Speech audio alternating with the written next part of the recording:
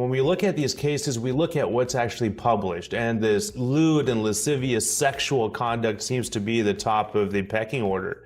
But we have narcotics trafficking, we have money laundering, we have significant Department of Justice forfeiture actions that we can predict, in addition to simply being part of a larger organization, a RICO conspiracy. I don't know what y'all want from me. It's like the more tea that we come across, the more Diddy we see. Listen, because these allegations against him are getting stronger and stronger with each new update, Diddy is probably going to spend a whole lot of time in court fighting for his life. According to his longtime op and nemesis, Mr. 50 Cent, the feds are bringing RICO charges against Mr. Diddy. Now, 50 and Diddy have been going at it for years, but with this upcoming alleged RICO case, it looks like 50 might be getting the upper hand against Diddy here. Y'all, these RICO charges against Diddy sound real bad because there are even more reports of narcotic pushing, sex trafficking, and a whole lot of other messed up stuff. Y'all, Diddy is in the deep end now, and he is in over his head.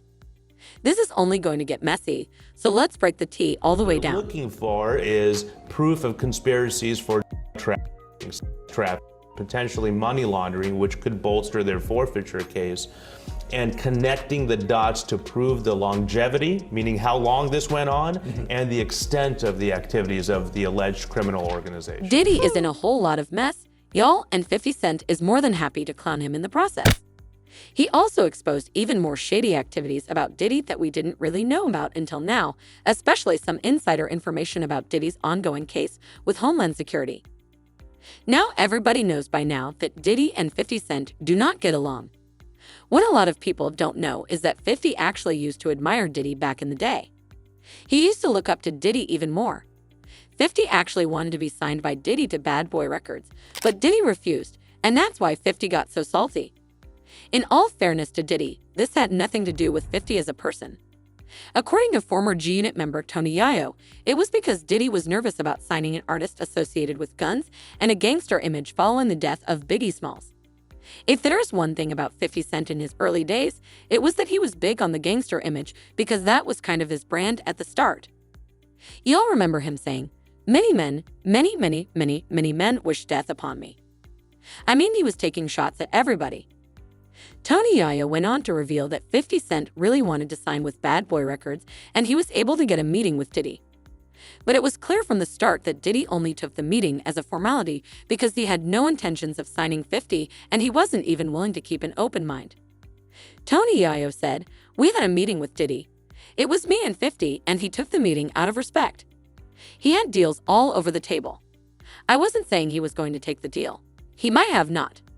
But Diddy didn't want to take the deal because of all the drama. But 50 was the hottest man on the planet.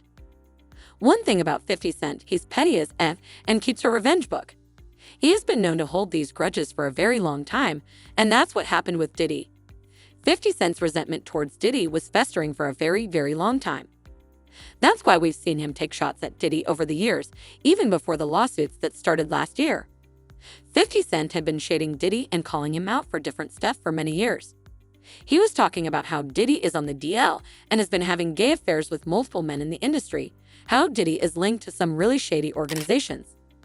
It turns out that 50 Cent has another reason to hate on Diddy because Diddy has been keeping his baby mama, the mother of 50 Cent's son, as his sex worker. When 50 Cent found out about this, he was furious about it and slammed Diddy and his baby mama, Dath and Joy. He slammed her on Twitter, saying, "I didn't know you was a sex worker, you little sex worker.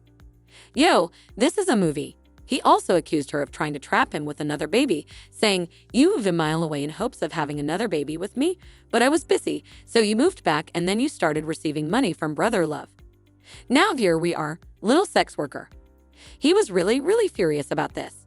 So furious that he filed for primary custody of their son. That explains why he has been keeping his ear to the streets about the current case going on with Diddy and the feds. Now 50 Cent is out for blood, and he is determined to spill every last detail about the case. This time, he is revealing that the feds are allegedly bringing a RICO case against Diddy. This is pretty interesting because there have been allegations that this whole thing with Diddy and the feds is way bigger than him. Allegedly, this whole thing is one big conspiracy and is just a small part of the conspiracy, hence the RICO charges that are being brought against him and a number of people that he is allegedly ready to snitch on. Now, y'all probably know a thing or two about RICO, because y'all are a smart bunch, especially since the whole thing with Young Thug and YSL and all that stuff. But for those of you who don't know, prosecutors often use RICO to dismantle criminal organizations by targeting not only the individuals directly involved in the criminal activities, but also those who facilitate or benefit from them, such as leaders, associates, and even legitimate businesses linked to the enterprise.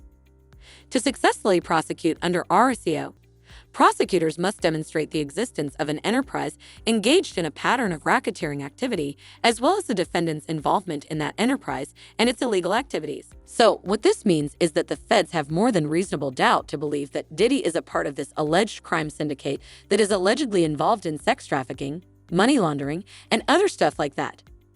This is very interesting because there have been reports before now that Diddy was allegedly involved in money laundering and stuff like that. You'll remember the fourth woman who sued Diddy last year, the one who claimed that she was a minor when Diddy and a group of his friends allegedly sexually assaulted her. In the lawsuit, she also claimed that Diddy's Bad Boy Records was allegedly being used as a front for some criminal activities, including some ties to the Black Mafia. The lawsuit said at the time, Mr. Combs was 34 years old, twice the age of Miss Doe, and one of the most well-known and influential music artists of all time. A decade earlier, Mr. Combs founded Bad Boy and installed his longtime friend Mr. Pierre into the role of president. At the time, Mr. Combs had many connections to Michigan, including, among others, to the Black Mafia family, BMF, a drug trafficking and money laundering organization that is rumored to have seeded Bad Boy. Accordingly, upon information and belief, Mr. Combs' associates, including Mr. Pierre and the third assailant, spent significant time in and around Detroit, Michigan. This is very interesting, and it also reinforces 50's claims that Diddy is going to be facing RICO charges in the coming days.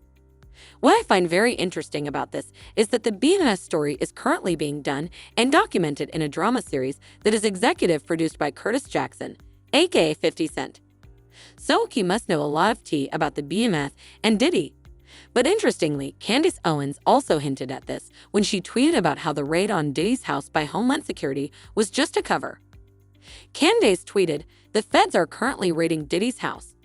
They already knew what he was up to. He is going to be the fall guy so that they can protect the people at the top of the ring. They are raiding his home to hide evidence, not to find it. That's how this works." 50 Cent also tweeted, "Boy said, where the F is his friends. They not saying nothing because they didn't know. He was recording everything. Wait till I get the tapes." So who are the other people involved in these alleged criminal activities? One thing that the streets are saying is that it has to be some very powerful people in the business, even more powerful than Diddy, which is saying something. Diddy is a literal billionaire, or at least he was before this whole mess started. So if the people who were involved in this are even more powerful, then you know that they are at the very top of the food chain in Hollywood. This brings us to two names that are being tossed into the mix, Clive Davis and Lucian Grange. If you don't know who these men are, they are at the very top of the food chain in Hollywood, and they basically run everything because everything they say goes. Lucian is the chairman and CEO of Universal Music, while Clive is the chief creative officer over at Sony Music Entertainment. Now, Clive's resume is one of the most impressive in Hollywood. He served as president of Columbia Records from 1967 to 1973, then went on to establish Arista Records from 1974 until 2000, before launching J Records from 2002 to April 2008. He wore multiple hats as chairman and CEO of the RCA Music Group, which oversaw RCA Records, J Records, and Arista Records. Chairman and CEO of J Records, and Chairman and CEO of BMG North America, before finally settling in at Sony Music Entertainment. As for Lucian, his resume is equally impressive. Billboard named him the most powerful person in the music business 4 times. So, like I said, it's undeniable that these two men are sitting right at the top of the music industry food chain. Now, if you're wondering how they're both tied to Diddy, let me break it down for you. Diddy and these two men have some deep ties that go way back, like the long-standing connection between Diddy and Clive Davis. Let's take a trip down memory lane, shall we, to the days before Diddy even launched Bad Boy Records. We're talking about back when Diddy was just starting out as an intern at Uptown Records under the wing of Under Harrell. But here's the kicker. Even though Under owned the label, it was Clive Davis who was bankrolling the whole operation. Things were looking pretty good for Diddy at the label until he decided to promote his first big show at the City College of New York. Unfortunately, it turned into a nightmare. Poor planning led to a stampede, and tragically 9 people lost their lives. Not long after that, Diddy found himself out of a job. Drop your thoughts in the comments below, and then check out this next video.